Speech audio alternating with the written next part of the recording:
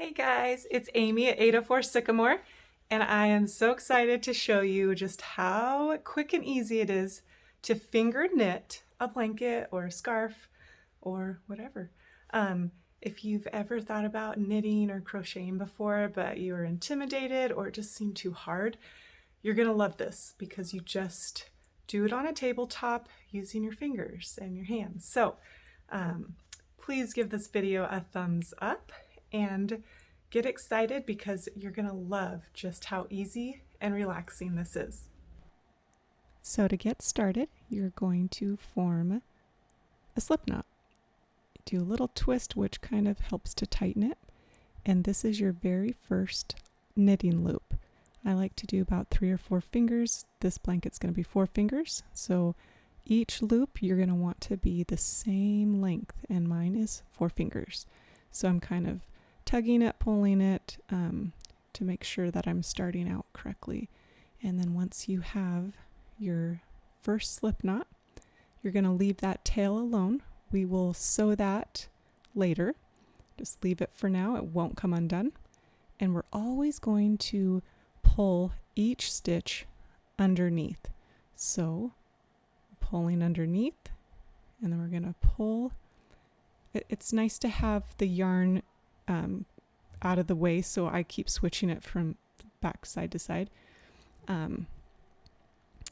But every time you pull it under and through, you're going to use the 4 fingers, and then you just pull the yarn through the last loop that you made. This is your first chain.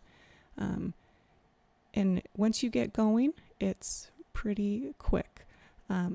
If you want to do a scarf, I recommend 4 loops. That should give you a decent sized scarf with 1 skein of yarn. I'm doing a blanket, and so it's just kind of like a cuddle throw blanket for my daughter, and so I have decided the width I'm going to do it, and so it's totally customizable. So go ahead and keep pulling underneath and through, and when you finish your first row, that's when you're going to move your yarn to the other side, because we're just going to go from left to right, right to left, left to right. It's just very repetitive. So this is our first chain, and once that is done, I'm going to show you the next set of sequence. Okay, so that last loop, you're actually going to kind of visualize it. You're going to kind of turn it downwards and visualize that that is your next row. So it's when you can do this on a tabletop, it is so much easier. But see how I kind of have that angled down, and now I'm going to move my yarn. I actually just did that backwards. Then I have to move the yarn back to the other side.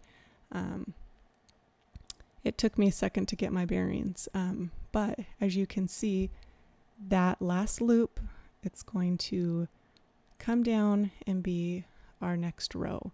And then I'm going to visually pull it down so you can see, and then you take your next, you pull your next link through that one, just getting it kind of situated so that the yarn isn't twisted and turned. You can see it's always coming down, and I'm pointing to your next loops.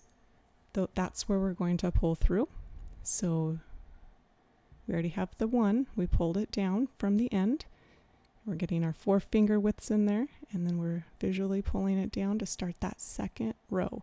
So you can kind of see how it works. And this yarn is pretty nice because you can see through it really easily.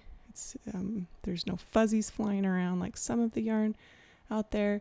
So I really like just how soft and easy. It's so easy to move this and maneuver it. Get those 4 fingers in and then pull it down. And my yarn is always coming out the same side. You don't want it twisted, then your loops will start twisting, and that can make it the blanket have some funky spots. So you can visually see the holes that you're going to pull through to make your second row, And after your second row, it is more of the same. You're going to just go back and forth, doing the exact same thing. And you'll notice that the length of your blanket starts getting longer. It's pretty exciting. It doesn't take very long either.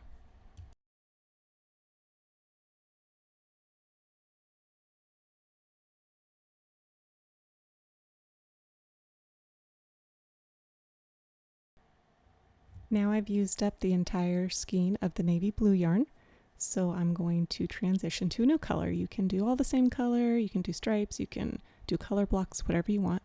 The way to transition is I'm going to pull my tail, that's my leftover, that's the very end, and I'm going to just give it a snip about an inch from the end where it pops out, and then it is as simple as hand sewing the two ends together.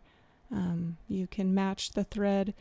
This yarn is so fluffy. I'm not worried about it showing because I'm doing a pretty tight stitch. So you're just going to go ahead and hand sew it.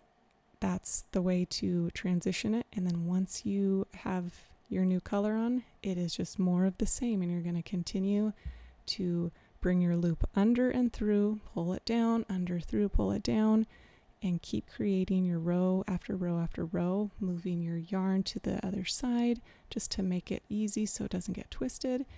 And you will just do this until you have the size of blanket that you want.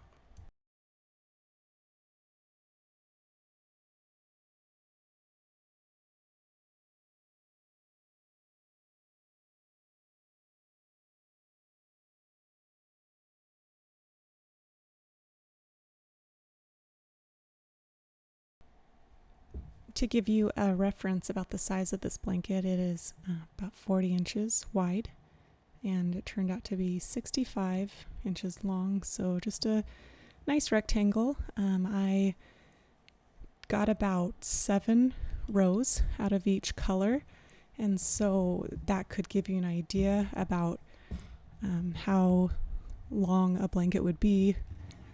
With each skein costing $7, this blanket was about $28. Not too bad, and my daughter loves it. Now that I'm finished, this is the final finishing edge. I'm pulling it through. I'm kind of turning each chain link to the side. So you hold out the end and then the next one, and then you pull it through and then kind of tug it over. The next one goes through, pulls over.